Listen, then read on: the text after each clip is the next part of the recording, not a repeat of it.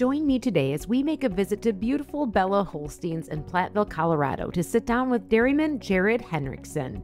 As a second-generation dairyman, he grew up alongside his father Gary, learning every job on the dairy. But a defining moment in Jerod's early adult years forced him to grow up quickly. As his father recovered from a serious motorcycle accident, a young Jerod became not only a man, but a dairyman overnight, assuming the role of key decision maker. Well, today we hear this story of growth, resilience, and what it takes to not only up-level as a manager and an owner, but truly as a leader, here on the Uplevel Dairy Podcast.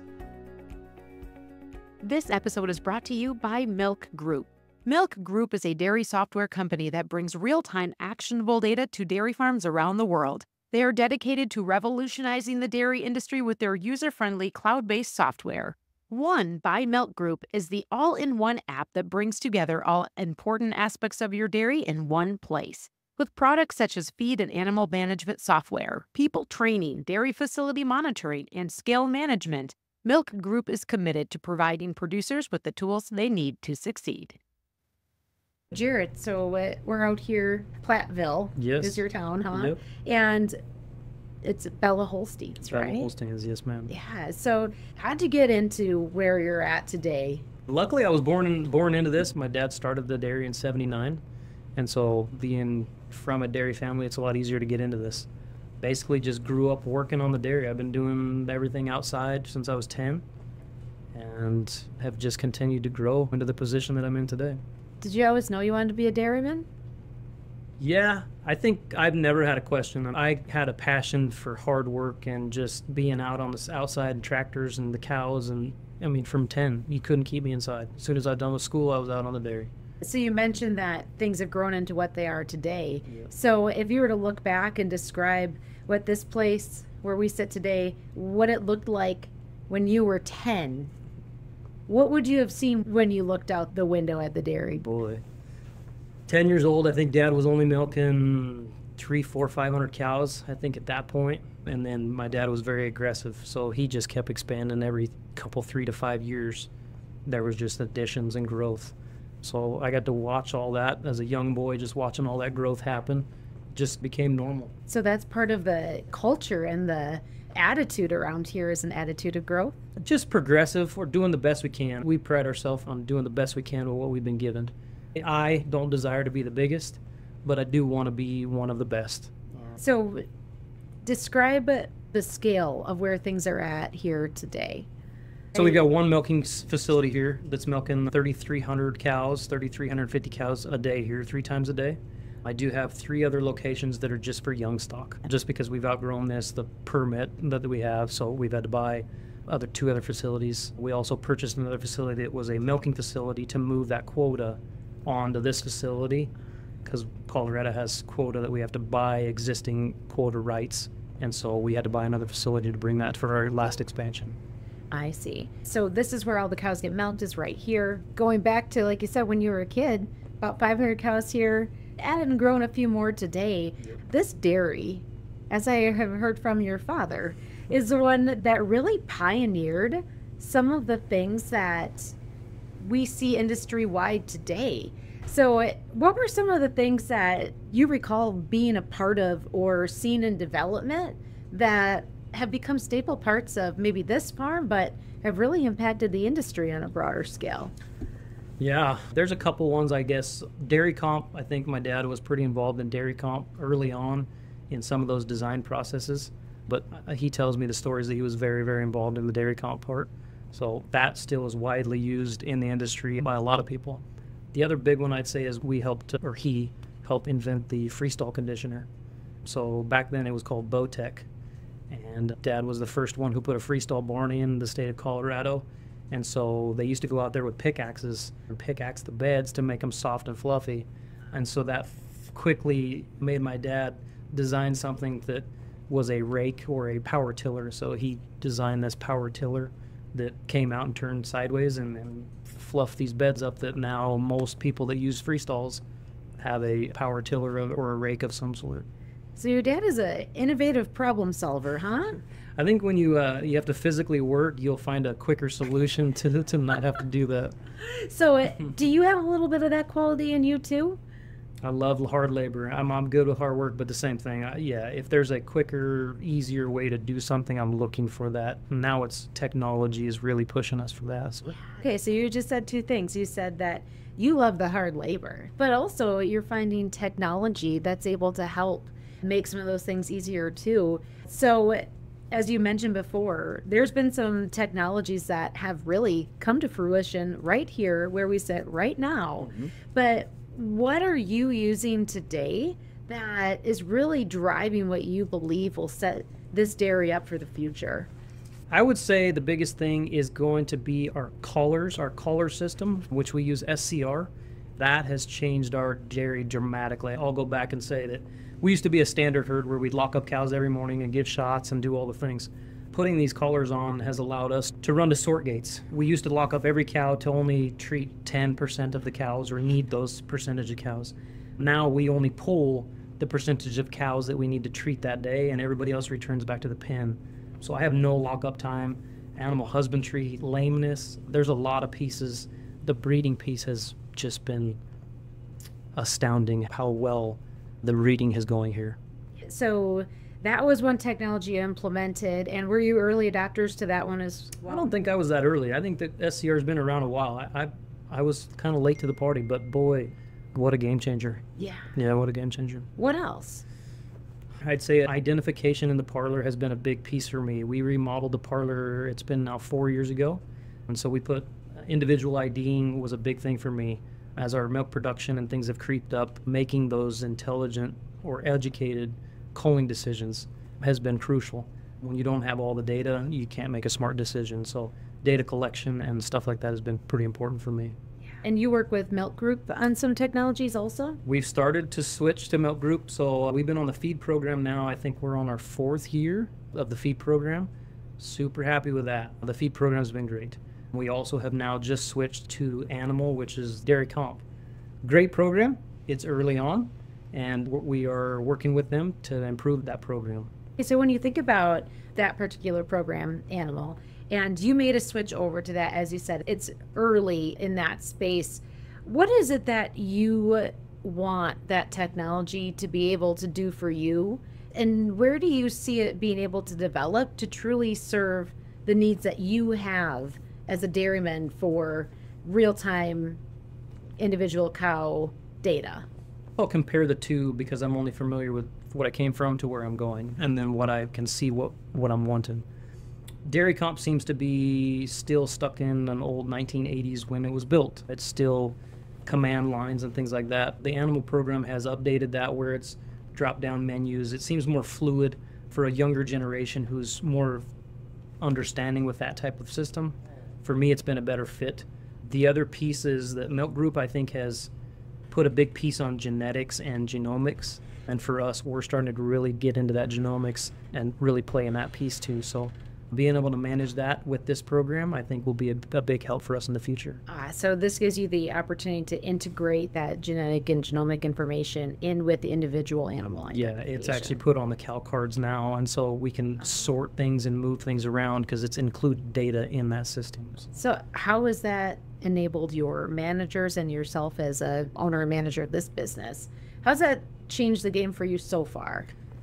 For me, it's huge because I've been one of the few guys, I think, one of the few guys that has not played the beef on dairy. We played that market for about 7 months, and then we just figured that we're good at raising heifers and we're going to continue to do that. So I still am breeding full-sex semen. I am producing massive amounts of heifers that I will be selling out here very soon. So with that said, having the correct information to be able to make my smart decisions to cull the cows that I want and to retain the cows that are the best animals for Bella Holsteins. So what an interesting spot that you're in because of that pivot that you made. When everyone was breeding for beef on dairy, you made the pivot back to producing more black and white heifers. Yes, ma'am. And I bet you're real glad you did right now. It's looking pretty good. I'm pretty happy. Just luck of the draw, but we've just stayed. I like to stay in my lane. We've raised heifers consistently well here in Colorado for a long time.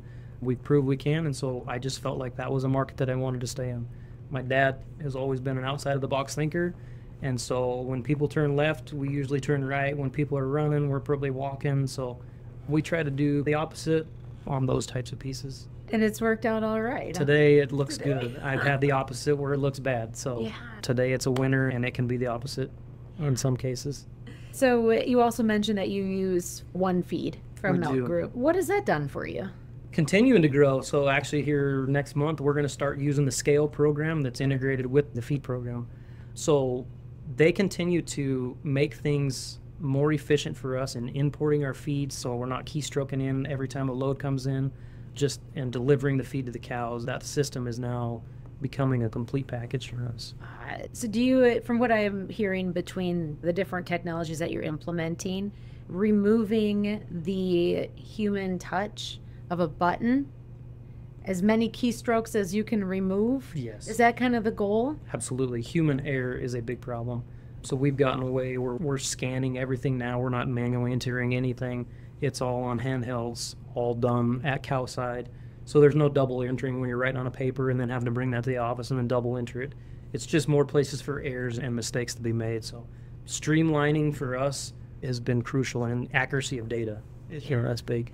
So those are some things that are really driving what you do right now. Yeah. So to take a little bit of a step back, we've talked about where you're headed and where this technology is helping to streamline efficiencies and improve accuracy and really enable you to do a lot of things faster and at a higher level, decision making and all of that we talked about. Mm-hmm. But as you said before, you knew you always wanted to be a dairyman. Since you were 10, you've been out here living alongside Dad. Yep. Growing alongside this operation, and you knew you wanted to be here, but you kind of got pushed into taking over some things at a young age, didn't you? Oh yeah. Yeah. Way more than I had signed up for day one, for sure. I got thrown into this really, really fast. So take us back. What was that day? So I was in college. I was in my teens. I was 19. And I got a call that my dad had been in a motorcycle wreck. And so obviously those phone calls are never ones you want, but pretty much changed my life immediately. I finished out the semester, so I stayed for another 2 or 3 months. He was basically in a hospital for the whole time. He was in a hospital for about 6 months. Wow. So I got home, got my feet wet as fast as you could. I mean, I grew up on the dairy. I've been doing this my whole life, but you don't really know how to run a dairy until you know how to do it. And so coming from nothing to having to run this or make a lot of the key decisions at a young age with very little help or direction was a lot of pressure for a few years. So you're 19 years old. Yeah. And Dad is not able to be here day to day. He's in the hospital, and here you are, 19. What all of a sudden became your responsibilities at 19 years old? What were you handling here on a day-to-day basis? So we had a veterinarian who was here on staff at that point because my dad was going through a big growth period during that point. So luckily, we had some form of consistency, at least with him, when I came home. So that allowed me to not have to have the absolute day-to-day operation burden. But it was still trying to make some key decisions during that period until my dad got back on his feet. So I just got thrown in really, really fast. Wow.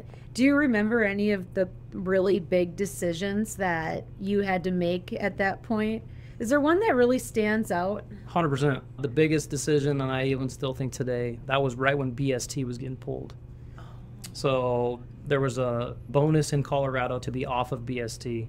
And so I made the decision, that was my first real big decision, was to pull the herd off BST. And so that was a long, grueling transition. Most guys that were on BST, we know the struggles that came with to get off of it. So, were you confident that you were making the right decision? No. No, not at all. I made the decision because I always keep the cow's health in mind. That's my number one thing. And so just didn't feel like that was the best option for our herd. It made a lot of skinny cows here. And so it was the best decision for my herd was to get off of it. Let's just leave it at that. So that was huge. Cost us a lot of money to make that decision. You take the milk decrease, and then it takes a while for that reproduction to get them turned back around for that next lactation. So there was a 2 to 3 year period where my dad was not happy with what was happening performance-wise because of a decision that I had made. So had to stick with it, and so grateful that we did, because obviously we're all, or most all of us are off of it now, and so it's been good, been learning. You made the decision to play the long game. That was a decision that was going to take time for adjustment, take time for reaping any sort of benefit. And essentially what it became was the benefit of being able to ship your milk Correct. without issue from the milk plants. But you didn't know that at that day that that's where things were going. What a big moment that was for you as a young manager and owner to make a decision like that. It still is ingrained in me today. It burns a hole that, boy, the money that I cost the family to make that decision through that period. It was a great learning experience for sure. What did you learn? Persistency pays off. I think that's the same thing with the heifers. We didn't play that beef semen thing. We've always been just long-term thinkers. I think that's a thing that my dad instilled. Don't make short, jerky decisions. Just stay the course. Just kind of stay the course, know who you are, and just continue to be that. Yeah. So how does it play into other things? Is there anything else that you're in the thick of right now that you're playing the long game on when others are veering off course to follow maybe a knee-jerk reaction, an extra dollar here? The biggest one is this beef semen thing right now. Yeah. Honestly, to avoid that right now, it's been tough because the dollars that are in that market right now, it's an easy cash flow positive situation. To not take that easy picking fruit and stay the course on this sex semen program and doing what we've done, I have a massive feed bill because I'm feeding so many extra heifers than what I need. When you look at my feed costs, they look really high because I have all this extra population. So yeah, if you look at it on a bank deal, it doesn't look real good until I start selling them, and then it looks really good so far. Again, long game, right? Exactly. Long game. Exactly. Yeah, but you learned then at quite a young age, initiation by fire. You were thrown into a big decision-making seat, but that's where you learned the value of persistency, making a decision, playing the long game, and just staying the course. Correct. And so fast forward then to the gap between when you first got back to the dairy and were thrown into a lot of responsibility to where you are now. How have you grown the most? What skill set did you need to develop to get you where you're at now? Easy. Dealing with employees, learning how to manage people, because every person is not the same. Every person needs a different touch and different way they communicate, a different way that you instruct them. So learning how to deal with people and learning how to motivate people, not just fire them and just get a new guy. That has been a skill that took a long, long time. I have a lot of people on this staff that have been with me for over 15 years, and I'm so thankful for the people that I have. But they've been here, they've been committed, and I put as much effort into my people because I cannot do this without my people. Okay, so tell me a little bit about your team. How many employees do you oversee here? Total, we've got 55. Okay. So that includes the farm side, that includes some trucking, and also includes the dairy. So within that 55, do you have some layers, key managers that you correspond with? Or do you spend time with everyone in every role at some point? Yep. Up until, let's see, 3 years ago, I was the man and general manager. As my dad has continued to scale back, I've had to scale into his role. I did hire an on-site manager. So I now have a manager that is running the facility, and then I'm just instructing him, and I instruct my farm manager. So I'm down to probably 5 key people that I'm touching on a daily basis, and then that feeds down below that. So as you touch those 5 people that you talk about, and you also referenced how this has been such a big growth area for you, what is it that you look to instill in the 5 people you spend the most time with so that they can bring that culture and those values and that same mindset through every other employee that's in that group of 55 here at Bella Holsteins? Yeah, I think the biggest thing is we don't fire, we motivate. I think that's a big piece that I continue to push for these people. It's too easy to just fire and get a new one. To help somebody build themselves or to build what they desire, that takes a little more time and effort, but I think it rewards you and it rewards them. I think that's what helps me get these people that have been with me for multiple years now. If you show that you care, they'll return that back to you. Is there anyone that really stands out in your mind from your team here that you were able to really do that with? I've had the opportunity to pass that on to quite a few people. I've been around now 19 years, and I've touched a lot of people. And so I feel like I've been able to inspire more people in this position than I probably would have if I didn't have this position. And so what does that look like for you? How do you put that into action? I think it's just paying attention to my people. And then when I see falters, I try to help in that area. I don't really force anything directly. It's just more of a, what's your idea? It's a team approach, I'd say. I'm real big on teams here and building that within them. And then it just results in positive things. Yeah.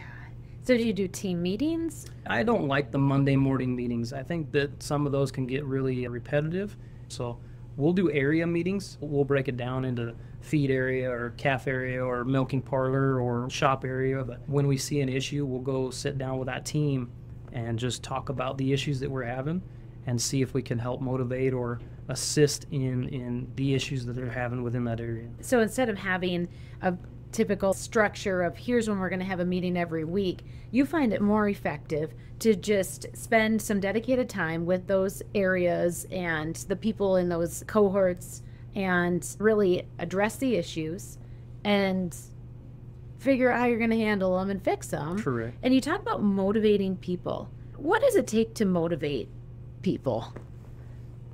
How do you do it? They have to want to work to start with. If they want to be here, motivating them is easy. And what does that look like? Showing appreciation, I think, goes a long ways. I think that the people that we work with, they want to know that they're doing this for more than just a paycheck. They want to know that they're appreciated. And so I'm real big on showing that back to them. I mean, we pay well, but we also do parties, or we'll do bonuses, or we do Christmas stuff, hats and shirts, and trying to keep people just showing that we're here and we know they're here and they're working for us, and it's a big team and we're all pulling in the same boat. So that's how you have found it successful to promote that team atmosphere, is having some of those events together, getting people together, celebrating, and that's how your appreciation is expressed. Absolutely. Yeah, I think just money can only do so much. You can speak with dollars, but that only goes so far. I think showing that you care about the people that are here, it returns more than just the dollars. Yeah.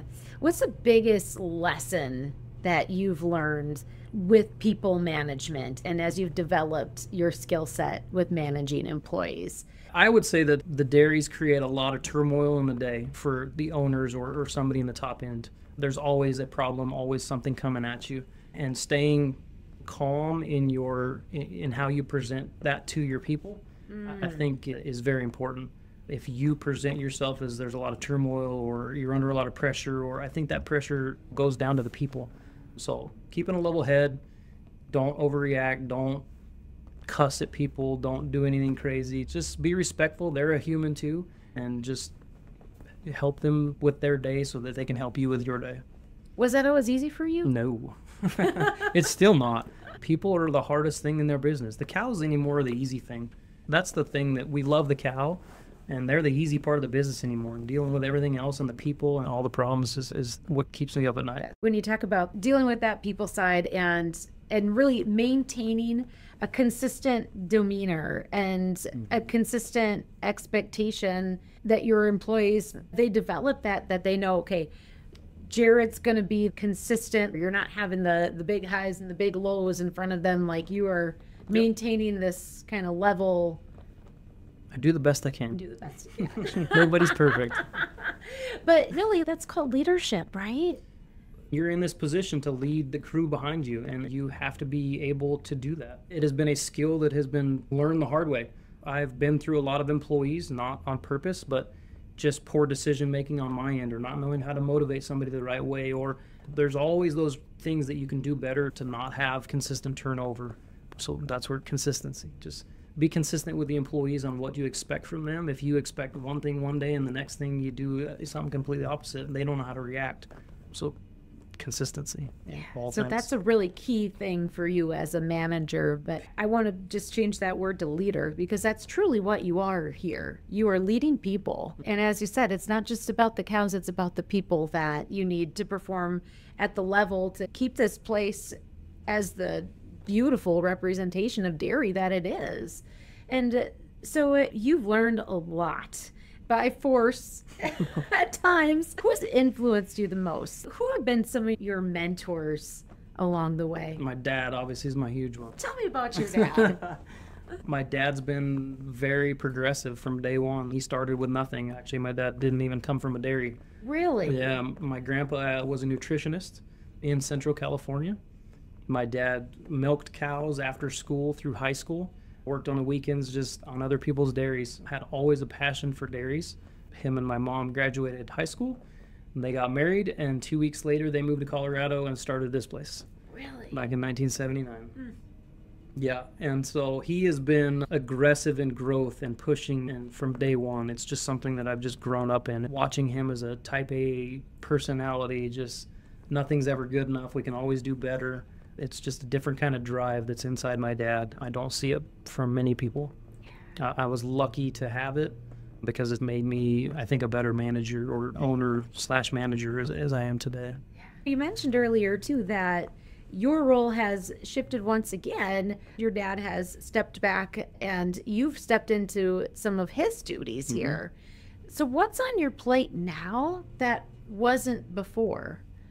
So it's been a continued progression. So since I've been here, it just seems like every year, it just seems like I continue to take more and more. Thank God that my dad has the ability to allow it to let go. I know there's a lot of farms that struggle with their dad staying around until he's 85 and thinking he can make all the decisions. I've had the opposite. My dad has probably given me too much at times where I've tried to make decisions that I was not ready to make.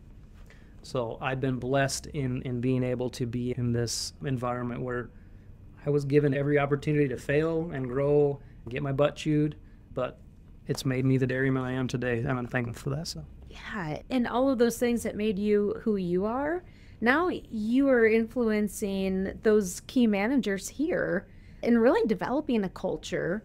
And how would you describe the culture at Bella Holsteins? That we love our cows. That's the best thing, is just to take care of what God gave us. These cows are here and we do the best we can. I'd say that the culture is just taking care of these animals the best we can.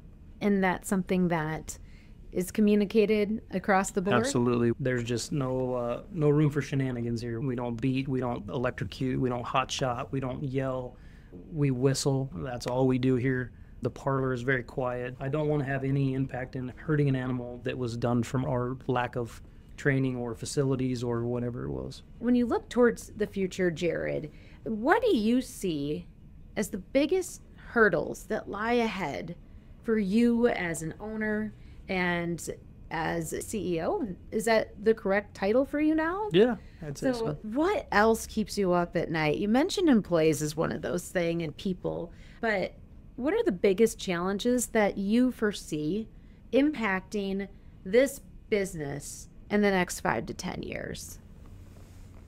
Profitability, I think, is going to be a concern. Just being able to continue to grow in this area that we are in, it is going to be very difficult.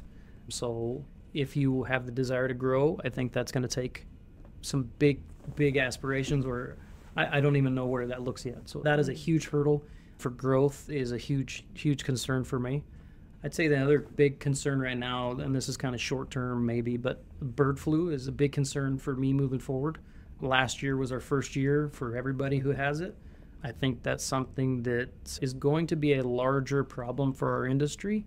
And so I think until we figure out how that is going to get slowed down or stopped, it should be a thought on most people's minds, or it is for me. So your bird flu experience was last year. Yes. And what are your key takeaways? What did you learn from that experience? No matter how prepared you are, it can still get you. So when we heard it was coming, we did everything we could to try to prevent it, minimizing traffic, not allowing any visitors, doing everything that we thought we could do to minimize it. And after you got it, then you just did the best you could trying to get back out of it. How'd you prepare your team? So the great thing is we were later in the state of getting it. We had heard from, 10 or 15 other producers what they were doing, what was working, and then we just gathered our own plan and pushed that to our team. So when we got it, Like I said earlier, we're on SCR collars here, and we were able to detect it very quickly. We would see the cows dip, and we were doing pre-treatments on a lot of animals, hundreds of animals a day. It was very, very intense for the labor, but I think we prevented the bottom of the dip, just being a very proactive in the treatments and preventative of that. So with the unknown of whether this could impact you again in the future, and that's something, as you said, you've been thinking about that. What would you do differently? Is there anything you would do differently if you knew that that was an imminent threat in this region? I think we're still learning that. I don't know the answer to that question. I mean, we felt like we did as much as we could with the knowledge we had back then. I still don't know if we understand how we get it or how to prevent it yet. I still think this is a large educational piece that we're still going to have to learn what and how it gets to us. Yeah. So those are some of the things you look at as challenges that lie ahead. But let's talk about opportunities. You just stepped up into an even higher level of management and ownership here. You're invested even more in your future, the future of this dairy, and you have a few young kids. Good. What gets you excited to be in this game for the long run? Just like we talked about before, playing for the long game. Yep. I love the challenge. I've got a lot of buddies that are in a lot of different industries, and nobody is challenged on a daily basis like we are in the dairy industry. And I've learned to love it.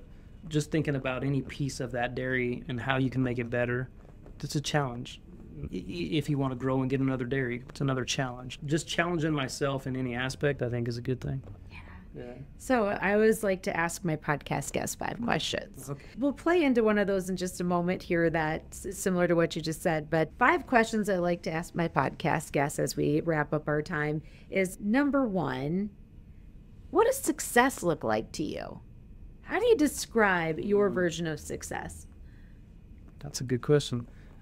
Obviously, the easy answer is financial success. If you're financially stable, that's success.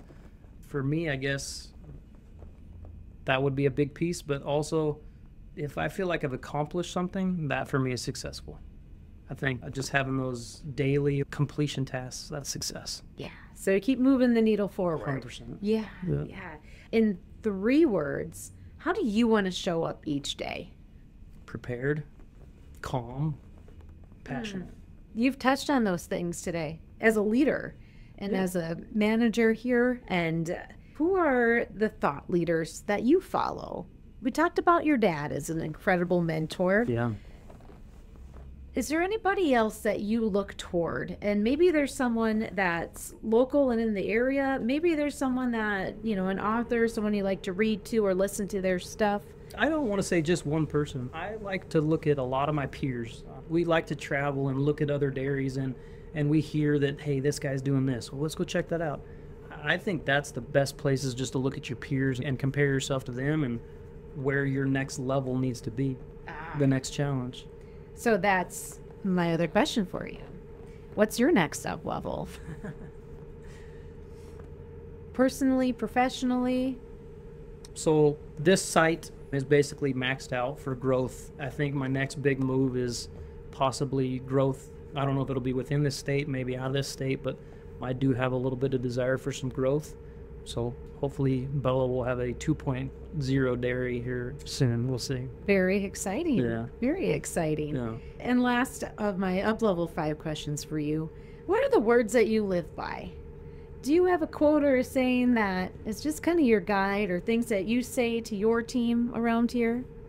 I give it to the Lord. I can't do anything without God. So I don't really live by any mottos. Just do the best we can with what we've been given, and praise the Lord. There's some words on your wall that I can see right behind you.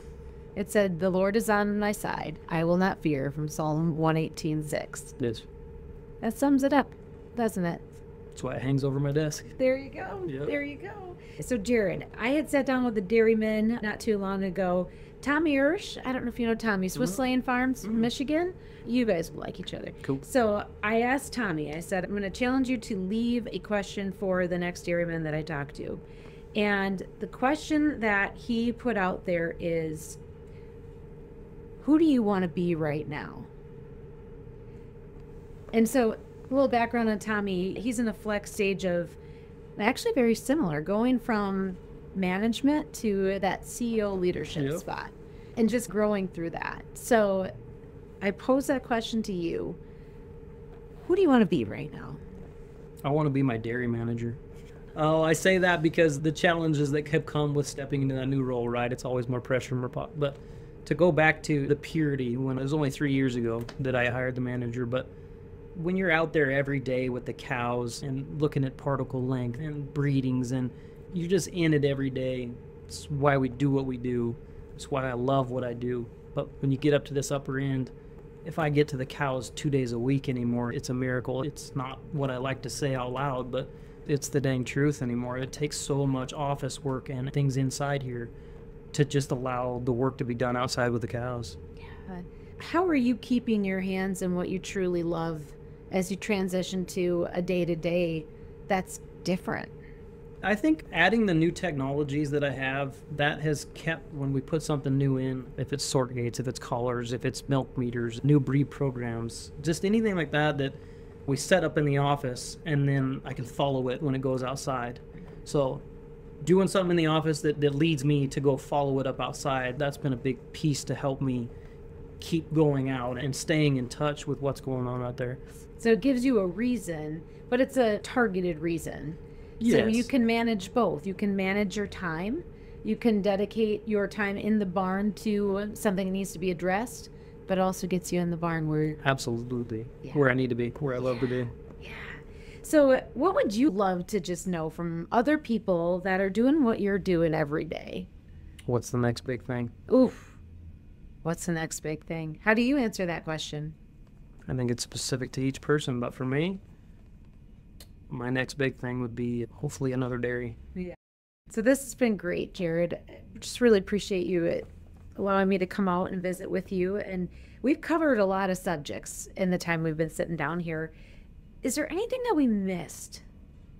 I would caution, I'm going to say this. We got vertically integrated for a while. We were farming over 5,000 acres, and I was trying to do both things by myself because I don't have a brother.